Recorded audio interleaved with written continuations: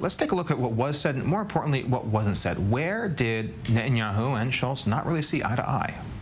Netanyahu is brilliant at two things more so than anything: at being a fantastic orator and also making sure that he is a man on a mission when it comes to Iran, when it comes to expanding Israel's ties in the Middle East, and on top of that, making sure that bilateral ties between the states are in sync.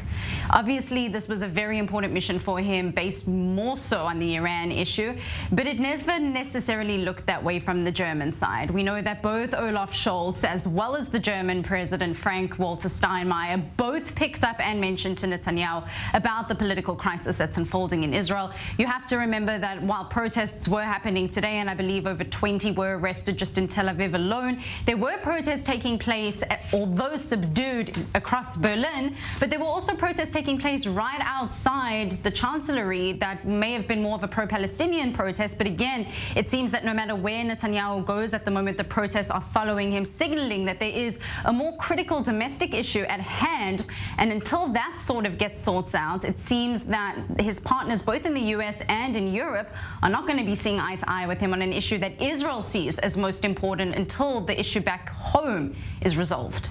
Now, certainly we also see, as you mentioned, Netanyahu trying to really focus on the Iran issue. He even tried to make it more relevant to Germany's interest by pointing out Iran's supplying of drones to Russia in the Ukraine conflict. But that was once again another thing the two did not really see eye to eye on, with the German Chancellor coming out and more or less claiming that Israel was supporting Ukraine in the conflict.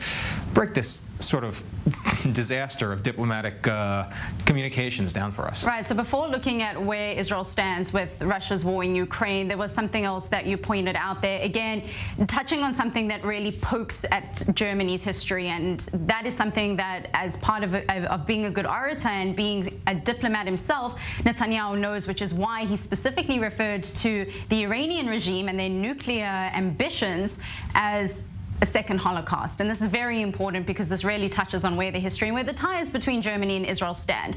In terms of its war, Russia's war in Ukraine, we know that Israel has taken a stand over the last year that it very much does not put out any official statements, whether it is for or against either side. It tries to position itself as sort of neutral by maintaining both relations, but also saying that it's not going to supply any kind of offensive weapons. We know that this seems to be sort of a backdoor channel into doing so. When you are talking about sending Arrow 3 missiles or defense missiles to Germany, which of course would likely do business with Ukraine, that is a backdoor entrance into getting offensive weaponry into Ukraine. It could possibly be seen as a stance that is taking away from where they are, but it's likely that that could be the case, given the fact that you have to remember when Netanyahu was vying to return to the premiership, he made mention of the fact that if he returned, he may consider sending offensive weaponry to Ukraine, which would of course shift its stance. And so I don't think this comes as such a surprise, and I do think he was touching on Ukraine specifically because, as you mentioned, it very much is up there with Europe's interests at the moment. Well, it's definitely seeming to be that both sides are trying to get the other to commit to a position that doesn't really have a lot of good interest in doing.